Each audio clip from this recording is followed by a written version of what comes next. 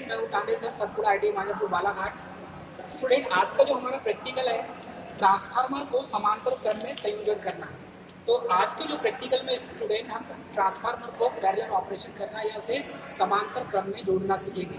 तो दोस्तों, समांतर क्रम में संयोजन करना, इसका मतलब ये होता है कि दो ट्रांसफार्मर को हम समांतर में जोड़ेंगे। तो हमारा जो मेन एम है, हमारा एक्सपेरिमेंट है स्टूडेंट, और एक्सपेरिमेंट का एम है parallel operation of two single phase transformer.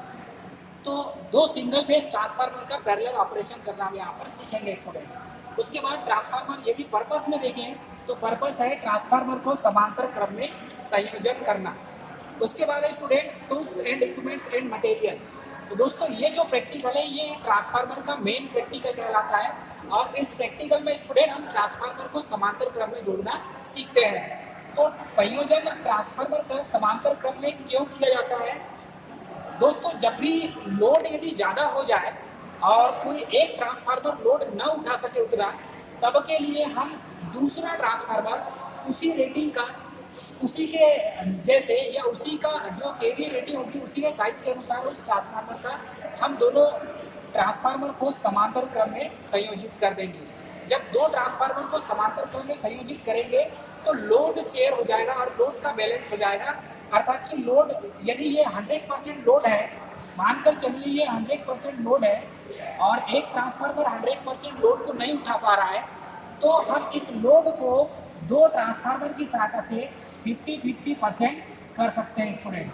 तो यहाँ पर लोड शेयर हो जाएगा और ये जो लोड है ये 50-50%, अर्थात कि एक ट्रांसफार्मर में 50% लोड हो जाएगा और दूसरे ट्रांसफार्मर में 50% लोड हो जाएगा। तो इस तरीके से आप ट्रांसफार्मर का पैरेलल ऑपरेशन करके लोड शेयर कर सकते हैं स्टूडेंट। इसमें टूल्स, इक्विपमेंट और मटेरियल्स यदि देखें हम, तो कॉम्बिनेशन प्लायर बहुत जरूरी है स्टूडेंट, इसके बगैर काम नहीं होगा, क्योंकि आपको कटिंग वटिंग करने के लिए और कॉम्बिनेशन प्लायर की ज़रूरत होती है।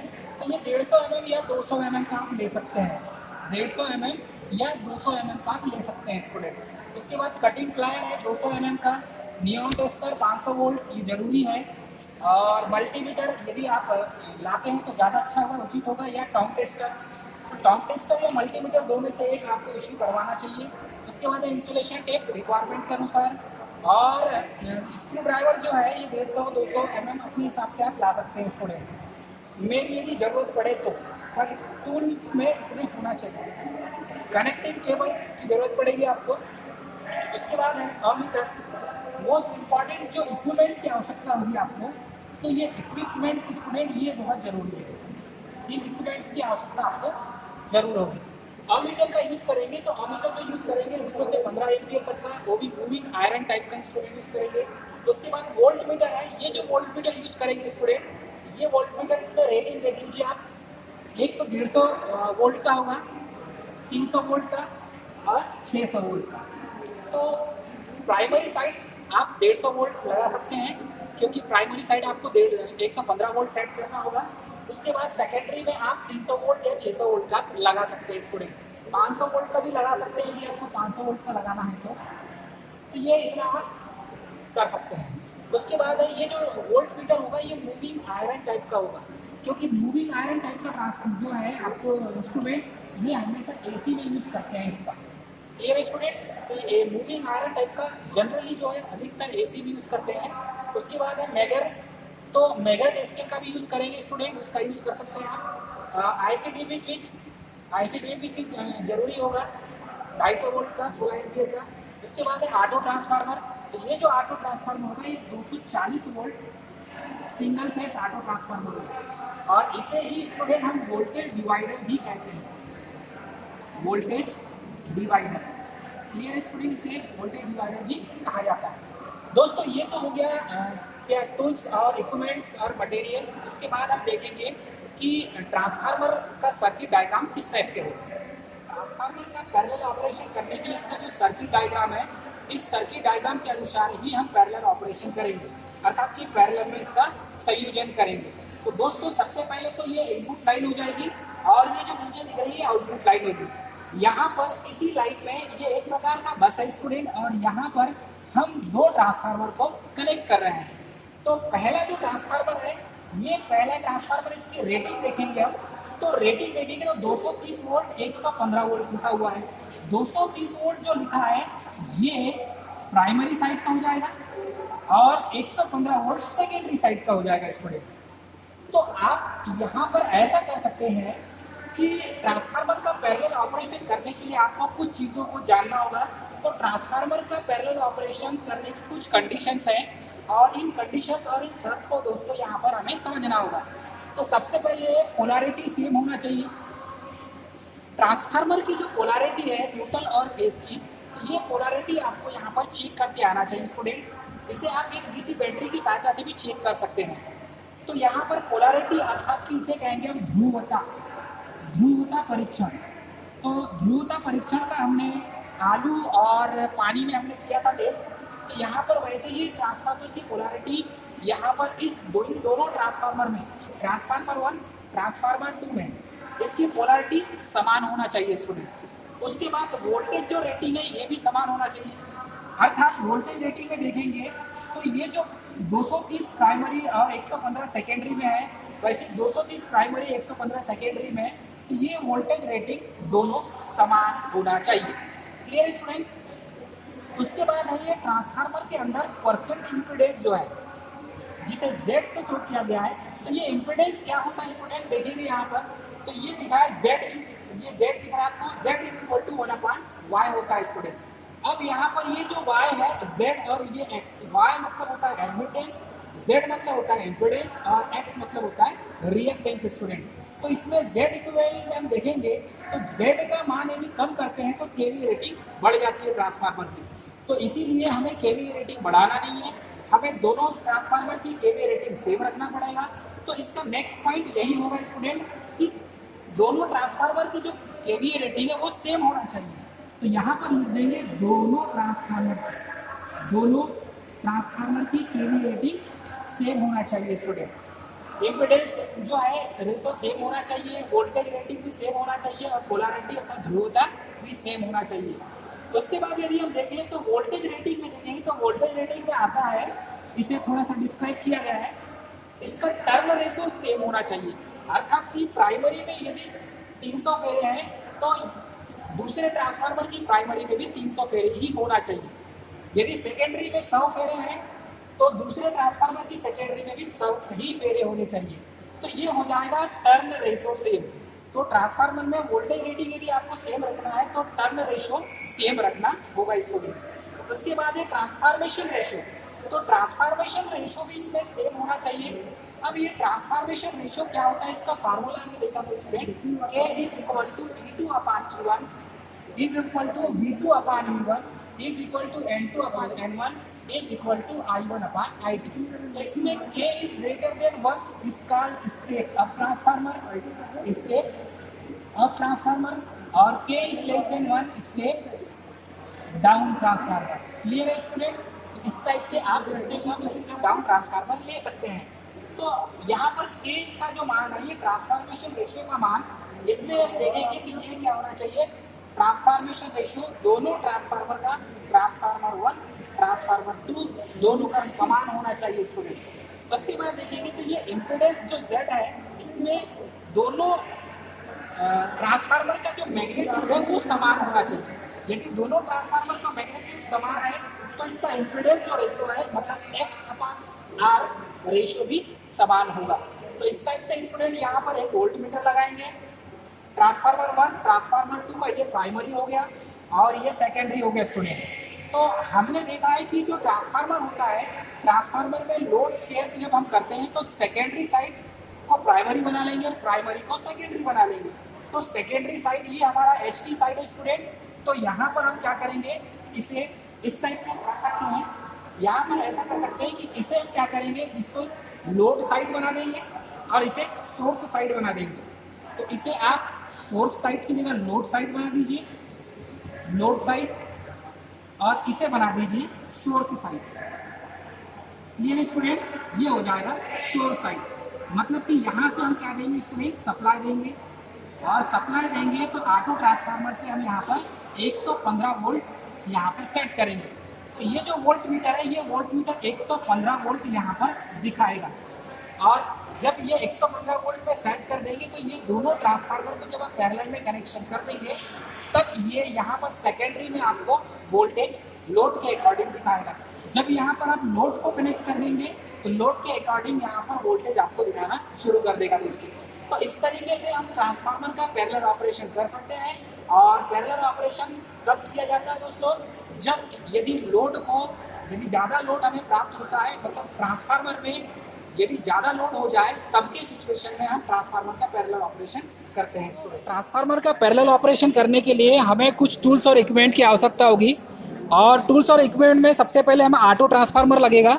तो दोस्तों ये ऑटो ट्रांसफार्मर है, साथ में हमारे जो है ये दिख रहा होगा आपको, तो ये सीरीज टेस्टिंग बोर्ड है, इसकी आवश्यकता होगी हमें। ऑटो ट्रांसफार्मर लगेगा। तो ये जो ऑटो ट्रांसफार्मर है दोस्तों सिंगल फेस वाला ऑटो ट्रांसफार्मर है और ये 240 वोल्ट बिल्डअप करता है, इसे वोल्टेज डिवाइडर भी कहते हैं। उसके बाद दोस्तों ये जो ट्रांसफार्मर है ये सिंगल फेस ट्रांसफार्मर है। तो दोस्तों ये जो ट्रांसफार्मर है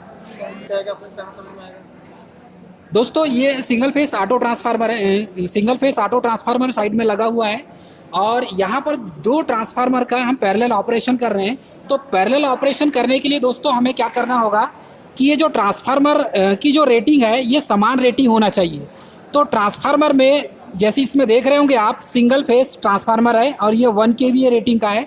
वैसे ही दूसरा जो ट्रांसफार्मर है दोस्तों ये भी सिंगल फेस ट्रांसफार्मर है, 1 kVA का ट्रांसफार्मर है और इसकी जो रेटिंग है 230 वोल्ट ऑब्लिक 115 वोल्ट। तो प्राइमरी में 230 वोल्ट है और सेकेंडरी में 115 वोल्ट है स्टूडेंट। वैसे इसमें भी प्राइमरी में 230 वोल्ट है और सेकेंडरी में 115 वोल्ट है स्टूडेंट। इसका जो ये जो पॉइंट होगा ये प्राइमरी पॉइंट होगा और ये दूसरा सेकेंडरी पॉइंट होगा। वैसे ही दोनों का ये प्राइमरी साइड होगा और ये सेकेंडरी साइड होगा दोस्तों। तो प्राइमरी जो साइड है इसका ये 230 वोल्ट है, मतलब ये HV साइड हो जाएगा और सेकेंडरी साइड ये हो जाएगा LV साइड, मतलब कि लो वोल्टेज साइड होगा दोस्तों। तो जब भी ट्रांसफार्मर का पैरेलल ऑपरेशन किया जाता है तो पैरेलल ऑपरेशन करने के पीछे दोस्तों रीज़न ये होता है कि लोड को शेयरिंग हम कर सके। तो लोड को शेयर करने के लिए ट्रांसफार्मर का पैरेलल ऑपरेशन किया जाता है स्टूडेंट। अब यहाँ पर देखेंगे तो ट्रांसफार्मर का कनेक्शन कैसे किया जाएगा। तो दोस्तों ट्रांसफार्मर का कनेक्शन करने के लिए हम यहाँ पर देखेंगे तो ये वायर में देखेंगे स्टूडेंट, हम सर्वप्रथम स्टूडेंट हम ये ऑटो ट्रांसफार्मर में 115 वोल्ट सेट करेंगे। तो दोस्तों ऑटो ट्रांसफार्मर को हम 115 वोल्ट में सेट करेंगे। तो ये जो ऑटो ट्रांसफार्मर है यहाँ देख सकते हैं आप टोंग टेस्टर में, तो टोंग टेस्टर में 115 वोल्ट दिखा रहा है स्टूडेंट। हमने टोंग टेस्टर में ये AC-V750 दिखा रहा है, इसी में हम सेट करेंगे इसके पॉइंट को और ये पॉइंटर सेट हो जाएगा 115 वोल्ट यहाँ पर आपको दिखाने लगेगा स्टूडेंट। तो ये सबसे पहले ऑटो ट्रांसफार्मर का काम हुआ कि आपको इसमें 115 वोल्ट सेट करना है। दोस्तों पोलैरिटी टेस्ट के लिए सबसे पहले देखेंगे तो हम टेस्टर से चेक कर सकते हैं दोस्तों। यहाँ पर जैसे आप टेस्टर चेक करेंगे तो ये आपको पोलैरिटी में इसमें 100 to 100% तो आप ये ले सकते हैं, 100% से 100% दोनों साइड। तो ये जो 100% दिख रहा है स्टूडेंट ये दोनों 100% का कनेक्शन हम यहाँ पर कर देंगे। उसके बाद ये जो ऊपर का टर्मिनल दिख रहा है आपको, ये ऊपर के टर्मिनल से इसे आप कनेक्ट कर सकते हैं।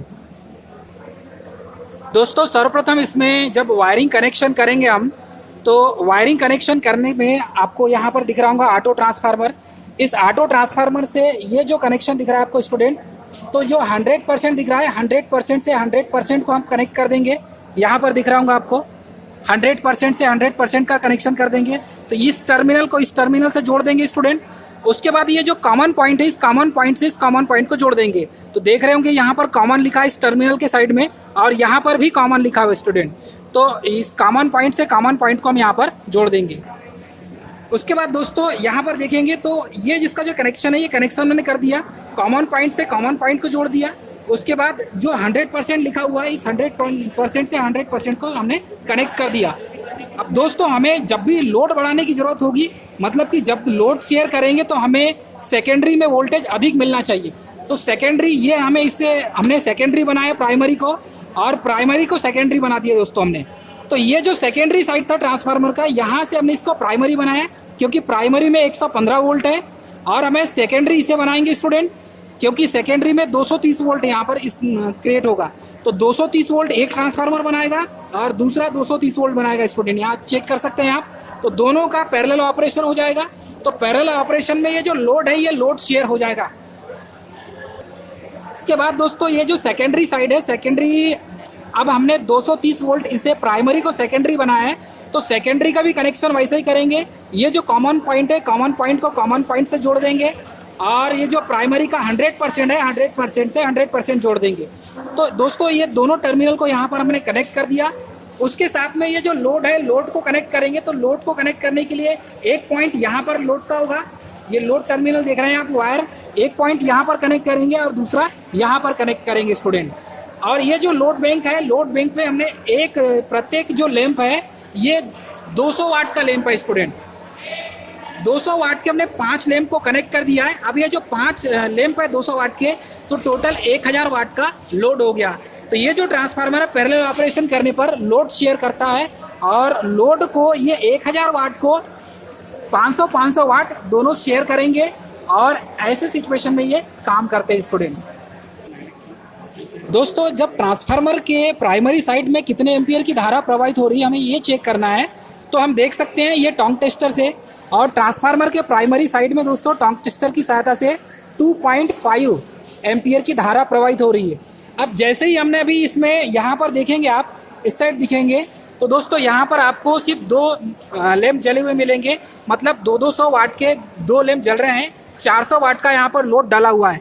जैसे ही हम लोड बढ़ाते हैं तो लोड बढ़ाने पर स्टूडेंट यहाँ पर करंट का मान भी बढ़ जाएगा। तो लोड बढ़ाने पर 5.1 एम्पियर की धारा इसमें प्रवाहित होने लगी, अर्थात 200 वाट के लैंप को हमने कनेक्ट किया तो ये 5.1 एम्पियर की धारा इसमें प्राइमरी साइड प्रवाहित होने लगी। वैसे ही सेकेंडरी साइड में भी हम चेक कर सकते हैं। सेकेंडरी साइड में जो करंट फ्लो हो रही है यहाँ पर 1.9 एम्पियर की धारा प्रवाहित हो रही है स्टूडेंट। तो इस तरीके से आप चेक कर सकते हैं। जैसे जैसे लोड बढ़ाएंगे वैसे वैसे करंट का मान कम होते जाएगा। दिख रहा है स्टूडेंट? तो यहाँ पर लोड का मान जैसे जैसे बढ़ा रहे हैं तो यहाँ पर धारा का मान बढ़ते जा रहा है। क्लियर है स्टूडेंट? सेकेंडरी साइड में लोड बढ़ाएंगे तो धारा का मान, करंट का मान बढ़ता जाएगा। और प्राइमरी साइड में आप चेक करेंगे स्टूडेंट, तो प्राइमरी साइड में देखो यहाँ पर 6.3 एम्पियर की धारा प्रवाहित हो रही है, 6.4। और जैसे जैसे लोड बढ़ाएंगे तो करंट का मान बढ़ता जाएगा। तो इस तरीके से प्राइमरी साइड की करंट चेक कर सकते हैं आप। दोस्तों मल्टीमीटर या टोंग टेस्टर की सहायता से हम सेकेंडरी में वोल्टेज चेक कर सकते हैं।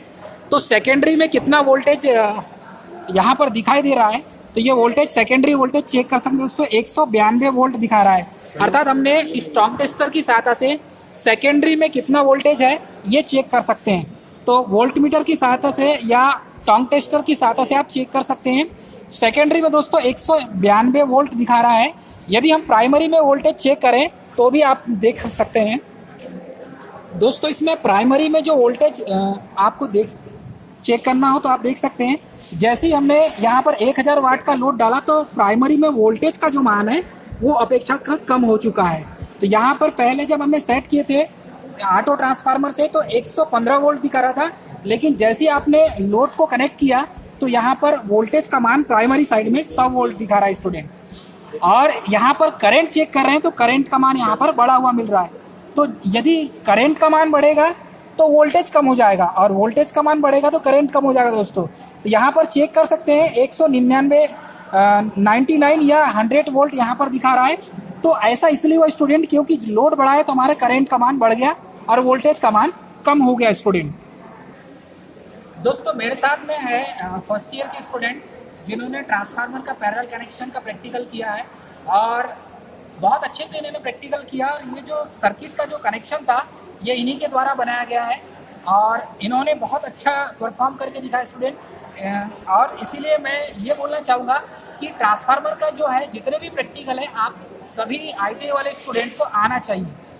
तो ये जो पैरेलल कनेक्शन का हमने प्रैक्टिकल किया स्टूडेंट, इसमें ट्रांसफार्मर में फेज सीक्वेंस जो ट्रांसफार्मर की पोलैरिटी होती है वो सेम होना चाहिए।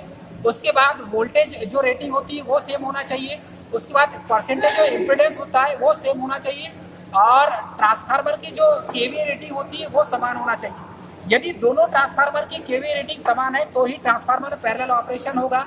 परसेंटेज जो इम्पीडेंस है वो समान होगा तो पैरेलल ऑपरेशन होगा और पोलैरिटी सही होगी तो ही पैरेलल ऑपरेशन होगा स्टूडेंट, और वोल्टेज रेटिंग सही होगी तो ही पैरेलल ऑपरेशन होगा। तो ध्यान दीजिएगा स्टूडेंट, ट्रांसफार्मर का कभी भी पैरेलल ऑपरेशन करते समय इन चीज़ों का आपको याद रखना होगा। दोस्तों हमारा वीडियो अच्छा लगा हो तो हमारे चैनल को सब्सक्राइब, लाइक, शेयर करना ना भूलें। जय हिंद दोस्तों।